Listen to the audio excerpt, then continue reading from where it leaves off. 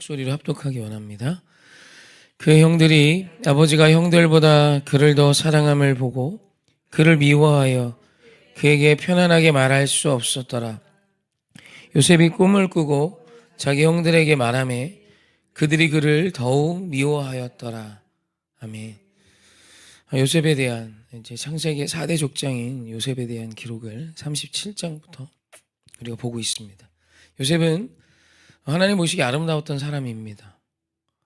가나안의 문화, 가나안의 어떤 우상을 섬기는 그 문화 앞에 많은 형들이 악을 행하고 있었던 그때 요셉은 그 형들 사이에서 결이 다른 그 악과 죄악을 행하지 않는 자로, 그리고 그 일들을 아버지께 말하는 자로 서 있었죠. 그것은 뭐 고자질을 하는 어린 철없는 어떤 한 사람의 이야기가 아니라 형들과 분명히 결이 다른 믿음의 삶을 살고 있는 요셉에 대한 이야기입니다. 이런 요셉이 오늘 말씀의 증언을 보면 형들의 미움을 받습니다. 4절에 보면 더 사랑함을 보고 그를 미워하여, 5절에 보면 그를 더욱 미워하였더라로 이어집니다. 그리고 6절 한 번 더 볼까요? 합독합시다. 그의 형들이 그에게 이르되 내가 참으로 우리의 왕이 되겠느냐, 참으로 우리를 다스리게 되겠느냐 하고 그의 꿈과 그의 말로 말미암아 그를 더욱 미워하더니. 11절 말씀 봅시다. 11절 합독합니다. 그의 형들은 시기하되 그의 아버지는 그 말을 간직해 두었더라. 본래도 죄악을 행하지 않는 요셉, 다른 형들과 결이 달랐던 요셉을 미워했습니다. 그 시작은 아버지가 채색 옷을 입었기 때문, 더 사랑한다 느꼈기 때문이 시작이었다면, 그가 그 형들과 다른 결의 삶을 살고 있음이 그를 더욱 미워하게 합니다. 이게 굉장히 중요한 순서예요. 요셉이 아버지께 사랑을 더 받습니다. 믿는 우리가 하나님께서 사랑을 받죠. 그것만으로 미움의 시작이 됩니다. 그리고 그가 세상과 다른 결정을 하고 살아갑니다. 그것은 더욱 미워하는 계기가 되죠. 그리고 6절에서는 그 형들에게 자기가 꾼 꿈을 이야기합니다. 이 당시는 성경이 없죠. 요셉을 향하신 하나님의 말씀이고 약속입니다. 그러니까 4대 족장인 요셉에게 하나님이 주신 약속인 거죠. 어찌 보면 이것이 성경이죠. 이것이 이 요셉에게 있어서는 하나님의 말씀이죠. 그래서 그 말씀을 하나님께 받고 그 말씀을 말하자 더욱 미움받습니다. 그리고 결국에는 그로 인해 형들이 요셉을 시기하게 되고, 우리가 잘 알듯 요셉은 형들에게 팔려 애굽의 노예로 가게 되죠. 사실 이것이 요셉의 이야기이지만 지금을 사는 우리의 이야기여야 합니다. 예수를 믿는 자는 세상에 그렇게 환영받을 수 있는 인생이 아닙니다. 이 부분에 대해서 예수님도 많이 말씀하셨죠. 누가복음 21장 17절 말씀 한번 볼까요? 누가복음 21장 17절입니다. 합독합시다. 또 너희가 내 이름으로 말미암아 모든 사람에게 미움을 받을 것이나. 요한복음 5장 18절입니다. 세상이 너희를 미워하면 너희보다 먼저 나를 미워한 줄을 알라. 디모데후서 3장 12절입니다. 무릇 그리스도 예수 안에서 경건하게 살고자 하는 자는 박해를 받으리라. 아멘. 성경이 예견하고 있는 이야기입니다.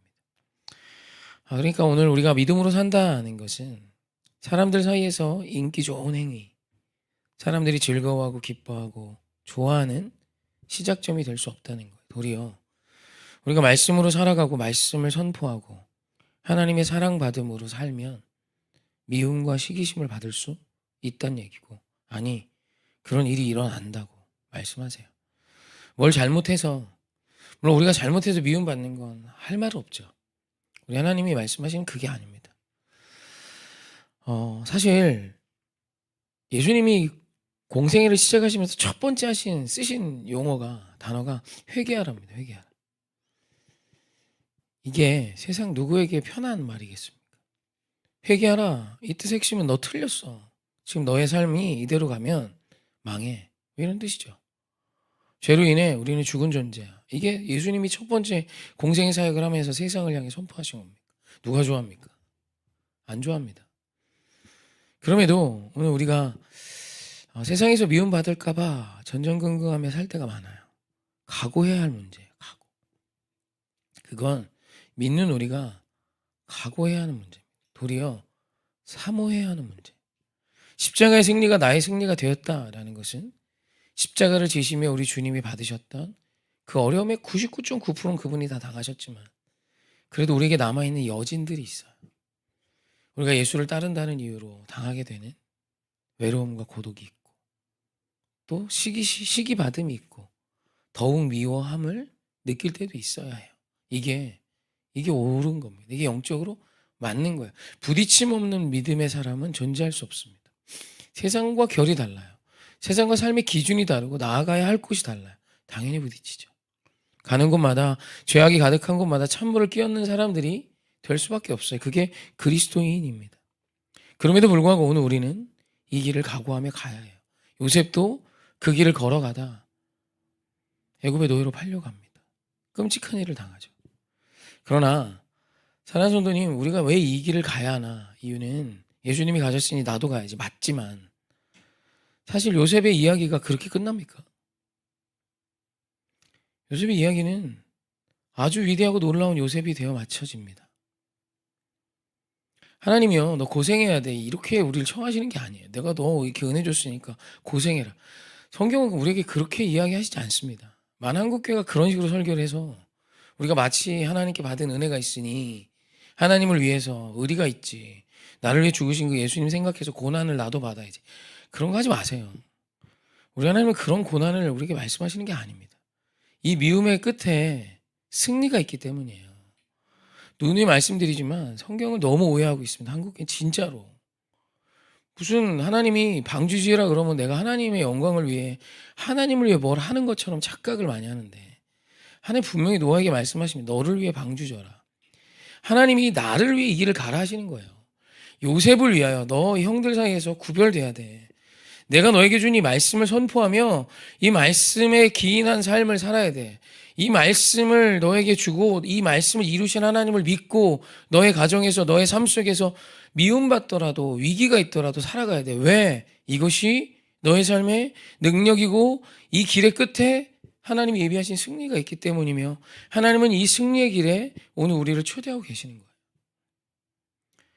그런데 많은 한국교회가 착각을 많이 하죠. 아주 큰 착각이죠. 여러분, 우리가 이 고난의 길에 참여하는 건 사모함이 되는 거지. 이 고난의 길은 내가 받은 은혜가 있어서 빚진 게 있어서 그냥 마지못해 질질 끌려가는 길이 아니라는 거예요. 사랑하는 성도님, 요셉은 모르겠어요. 그 끝에 이 승리가 있음을 하나님 보여주셨잖아요. 그걸 얼마나 믿었는지 모르지만 그래도 굳건히 믿는 느낌이 들지 않았습니까? 요셉의 이야기를 보면 요동하지 않잖아요. 타협하지 않잖아요.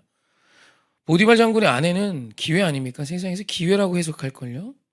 근데 요셉은 그걸 기회로 보지 않았습니다. 하나님 앞에 내가 어찌 득죄하리요? 내 주인 보디발에게 어찌 내가 주인을 배신하는 행위를 하리요? 라고 말하면 그 여인을 뿌리치고 도망갑니다. 그건 죽겠다는 뜻이에요. 실권자의 아내, 모든 권력이 실제로 여자로부터 나올 때가 많잖아요. 거절당한 여인이 얼마나 분노하겠어요? 그 음란한 여인이 나를 거절한 요셉을 이뻐하겠어요? 이제 죽어야죠. 죽음을 각오하고 나아갔던 요셉. 왜 그랬을까? 죽으면 안 되죠. 주님이 나를 그와 같이 쓰시겠노라 약속하심을 믿었기 때문 아닐까요? 사랑하는 성도님, 오늘 우리는 주님의 놀라운 십자가의 승리를 사모해야 합니다. 그래서 때로 우리의 삶 속에 예수를 믿고 주님의 말씀을 선포함이 두려움이 되죠. 어려움이 되지만 그걸 참는 이유는 의리를 지키기 위함이 아니에요. 결국은 또 내가 잘 되기 위함입니다. 내 자녀를 잘 되게 하기 위함이며 내 남편을 살리기 위함이며 이 세상을 변화시키기 위함이며 결국 그 승리의 면류관을 나에게 씌워주실 그 하나님의 영광을 내가 누리기 위함이에요. 태도가 바뀌셔야 합니다. 주님을 위해 뭐 한다는 착각을 안 하셨으면 좋겠어요. 우리 오해교회는 내가 하나님 위해서 내가 기도해야지. 그 완전히 말도 안 되는 겁니다. 웃기는 얘기죠. 우리가 하나님을 위해 할 일은 없습니다. 하나님이 이루어 놓으신 승리의 길에 나도 참여하는 거예요. 주님 우리에게 초청하시는 그 잔치 자리에 주님 앞에 주님이 요구하시는 드레스를 입고 참석하는 겁니다. 그럼에도 불구하고 너무 많은 자들이 내가 하나님께 선심 쓰듯 무엇을 하는 것처럼 이야기하는데, 그 목사로서 저도 송구하게 생각합니다. 많은 목사님들이 마치 내가 그 은혜가 있으니 이렇게 살고 있다는 식으로 설교를 한 것 같아요. 아니에요. 주의 은혜 덕분에 이 십자가의 길이 얼마나 아름다운지 알아서 나는 이제 사모함으로 그 길을 가고 있는 겁니다. 돈보다 더, 억만봉보다 더 하나님이 내게 주신 이 십자가의 길의 승리를 믿기 때문에 가는 거예요. 할렐루야. 맞죠? 이게 복음입니다. 제가 여러분께 100억을 주면 참 기분 좋겠죠? 능력은 없습니다. 100원 정도 드릴 수 있는데 100억은 이제 힘드네요. 100억을 주면 뭐 신나하겠죠, 다. 근데 만약에 이 100억을 받고 2달 뒤에 죽어야 됩니다 라고 말하면 받으실 겁니까? 대부분 거절할 겁니다. 여러분, 여기서 되게 아주 쉬운 가치가 나와요. 내 안에도 100억보다 내 생명이 귀하다는 생각이 있습니다. 본능이 그래요. 제가 1000억 드릴 테니까 일주일 뒤에 죽으셔야 돼요. 자식 물려주시고 가시죠. 대부분 거절할 겁니다. 왜냐하면 생명이 1000억 따위와 비교할 수 없는 거거든요. 맞죠? 근데도 우리는 하나님이 내게 주신 이 생명이 얼마나 귀한 것인지 하나님이 주신 거잖아요. 생명의 역사는 하나님께로만 와요. 세상은 돈으로 유혹해요. 사실 세상에 여러분에게 1억도 거저주지 않죠. 100만 원이라도 거저줍니까? 그런 거 없죠. 근데 그걸 위해 살다가 내 귀한 생명을 다 끝내고 있어요. 멍청한 짓이죠. 우리 지혜로운 자 돼서 여러분의 생명의 삶을, 하나님이 주신 이 생명을 생명으로 채워가십시오. 그 길은 십자가 따라가는 길이며 말씀 쫓아가는 길입니다. 때론 그게 잠깐 불편함이 될 수 있지만, 제가 목회해서 알아요. 분명히 불편함이 되지만, 때론 나에게 두려움도 되지만, 그 십자가의 길을 가니 많은 자와 함께 천국을 지금도 누릴 수 있음을 봅니다. 하나님이 지금 이 하나님의 귀한 은혜를 여러분에게 주고 싶어 하십니다. 그래서 박해의 길로 초대하는 거예요. 당장은 어려워. 그게 어쩔 수 없어. 세상은 십자가가 싫거든. 하지만 십자가의 승리를 누리게 해줄 거야. 나의 때가 되면 선을 행하되 낙심하지 말지니 포기하지 아니하면 때가 이름에 거두리라. 여러분, 이 귀한 은혜 모두 누리는 저와 여러분 하십시다. 아멘.